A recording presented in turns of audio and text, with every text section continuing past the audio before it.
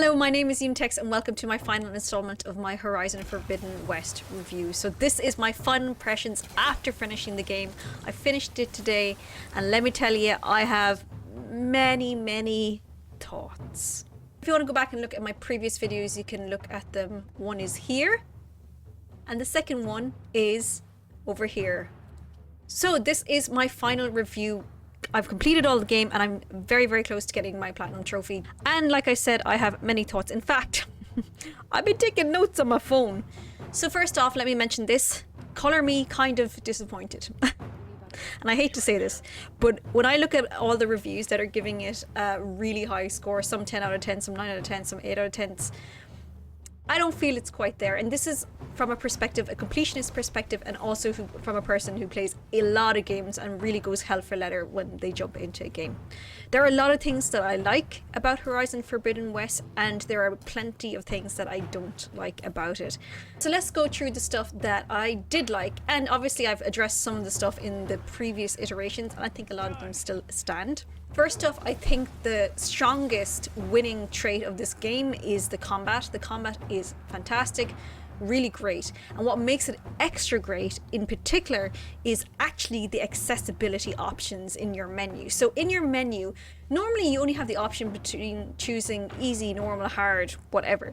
But in this one, you have a really cool mode called custom mode. And in this menu, you can change things like the type of damage you receive, the type of health that the enemies have, and different aspects like that. So it's more control over the type of game that you want to play. And I really enjoyed that aspect. So props. Thumbs up for the accessibility and custom accessibility options. Now I'm going to talk about things that I haven't talked about in previous videos, so if you want to go back and look at the other things that I liked, go back and watch the videos.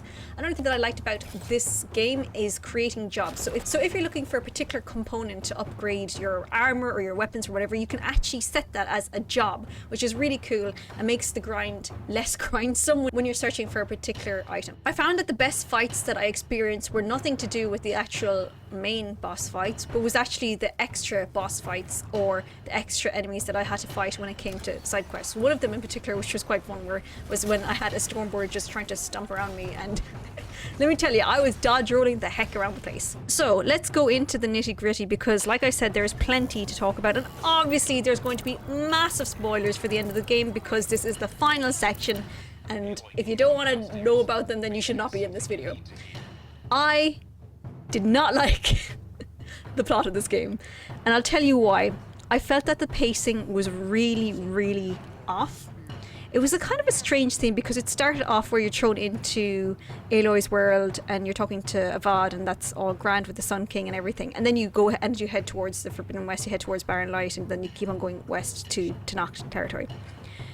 That was all fine and grand, but for a lot of the game you're kind of left floating about without much to grab you. The imminent threat seemed to be the Zeniths, but the problem is that we never had enough time with the Zeniths throughout the game, and actually the end section, which is the massive fight against the Zeniths, was unbelievably underwhelming. I just didn't feel like there wasn't enough meat there, and it was all kind of rushed towards the end, and I was kind of disappointed, especially the very final battle against Tilda was just far too easy for me. I got through it extremely quickly, and I think it's because it was an open arena that I was just pretty much just wailing on her for the entire fight, so it wasn't that enjoyable.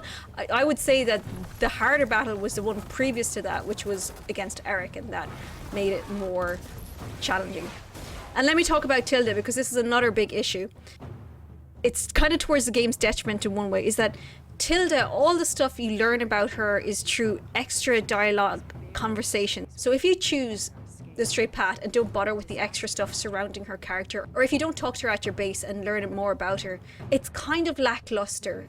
And I think this is one of the main problems that Horizon Forbidden West had. There was a lot of brilliant optional side content that really fleshed out the characters, but it was side content. The only reason that I got to experience it is because I'm a completionist and I was going towards a platinum trophy, and I'm a sucker for side quests. So I made sure every time I went back to my base, I was speaking to every single character and getting their optional stories and learning about their stories and learning about their traits and seeing their interactions with each other. But you would not have got that if you had gone straight through the main quest. And I think that is really disappointing.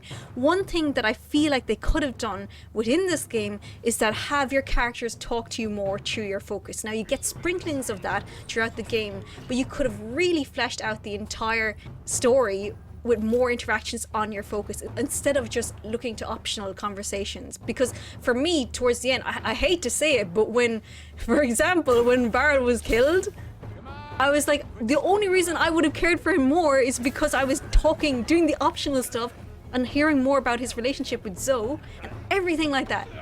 But you wouldn't have got that. You would have just gone straight and be like, oh, well, this is unpredictable.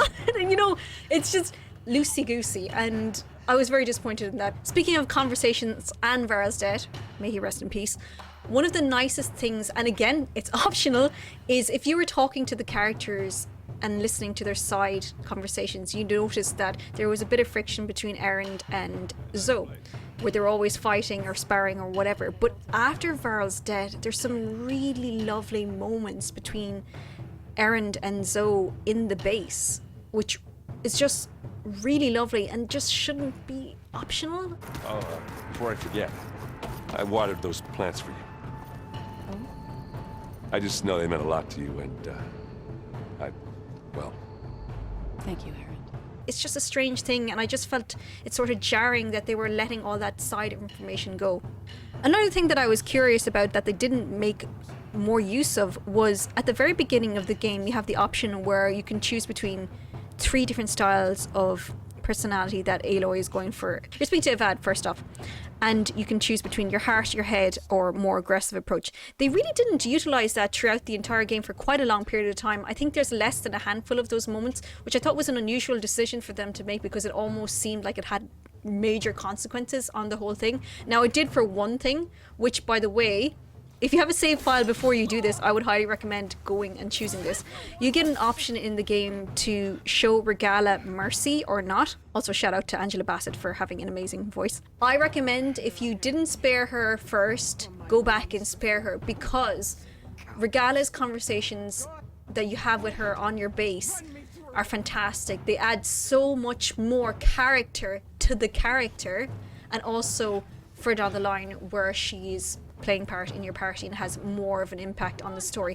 Again, this is something that I feel like they could have done better to enhance her story, because you meet her at Barren Light and then suddenly she kind of disappears for quite a significant period of time, and you don't have enough of her story, I feel, to make it worthy of being such a big part of the game. Whereas when you do this optional thing or sparing her life, you have these amazing cutscenes that really add to her own story. This is the death I was promised.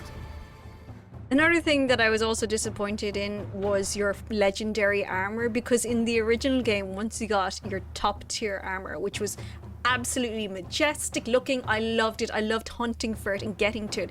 The one that you get that's created, sure, it's really powerful and everything, but it's just kind of like, meh. It doesn't look as cool as your original Horizon armor, which I think is just such a shame, because it could have looked way more awesome. One final thing that really frustrated me about this game were the melee pits. And normally I wouldn't mind these types of challenges, but unfortunately the way they were described and the instructions that you got on screen were not accurate at all. And in fact, I definitely wasn't the only person who found major issues with the melee pits. The instructions just really were not clear, especially when some inputs required you to hold down slightly, but then it would go on to the next input without realizing. It was extremely frustrating and caused a lot of people a lot of headaches. So I'm saddened that they didn't take that into account when they were doing the actual challenge log for helping people along. Okay, now you may be thinking that I absolutely did not like this game according to the stuff that I'm listing out, but no, it's not that. Like I said, I really enjoyed the combat.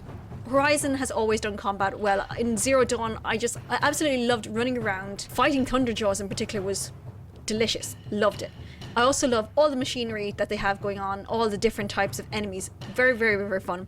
My problem is the plot, and this is a AAA game, and I am a sucker for meaty plots, really in-depth plots. That's what I want in a game, and I just feel that it didn't hit the mark. They made it very clear that they're going for a third game, which is, you know, it's fine, and yes, I'll get it, I'll play it, but it was just...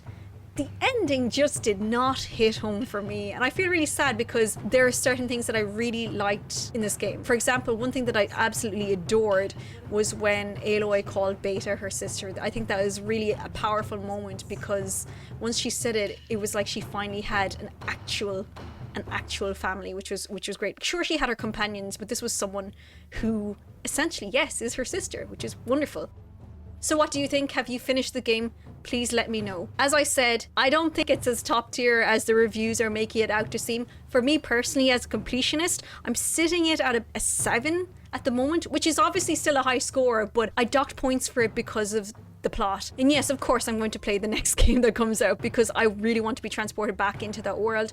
But I'm disappointed because I think it could have been just so much more in terms of story. The voice acting was great, the combat was great, the graphics looked fantastic. It just was missing that extra step, and that had to do with the plot. I hope you enjoyed this video, and if you want to see more from me, I hope you will consider subscribing because it's free. And also, I hope you're putting out way more gaming videos in the future. Thanks for watching, and see you soon.